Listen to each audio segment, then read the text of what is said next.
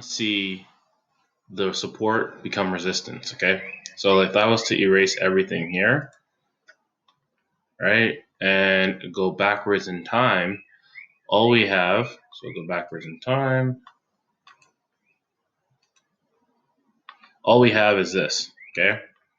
So we have this high, this low, which if we look at it, this is your top, this is your lowest closing candle right here. From here, we go to that high, to that low.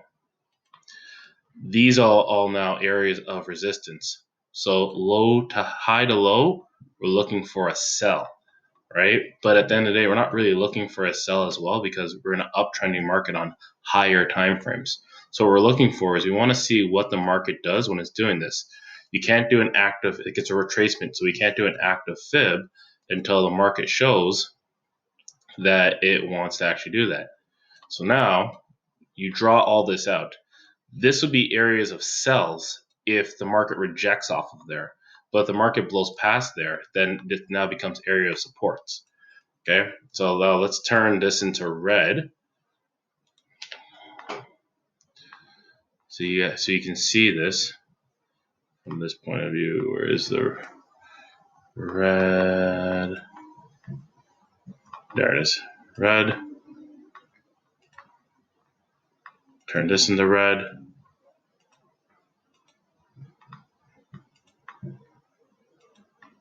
And then turn this into red.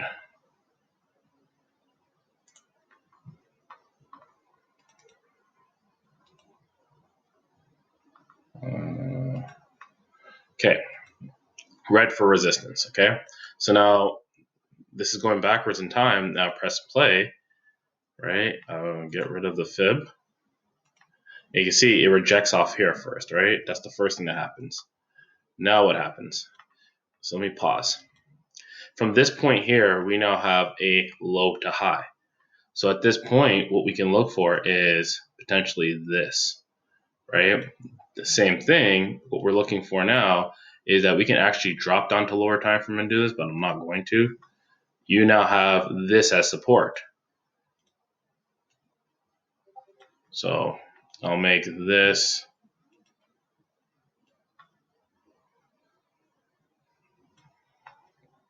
okay. So now we have resistance and we have support. So I'll turn that green, green, and green. Okay. So now moving forward, so you can see how resistance, support.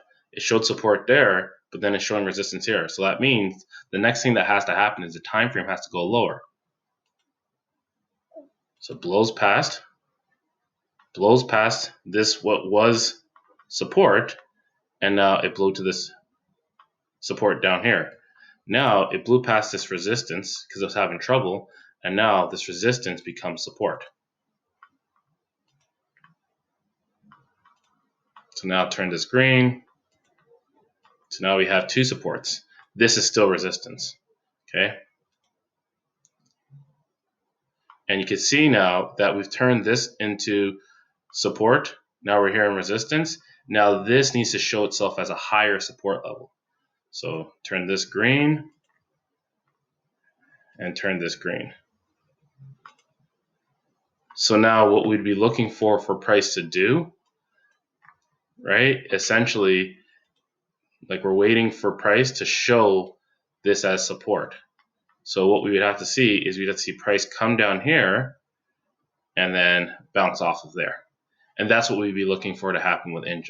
So now if you were to now take this and turn it into a potential buy setup, then you can potentially put this down here.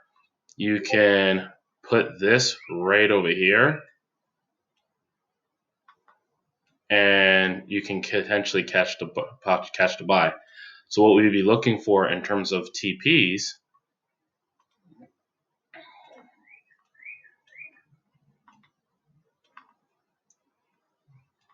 so we'd be looking for template.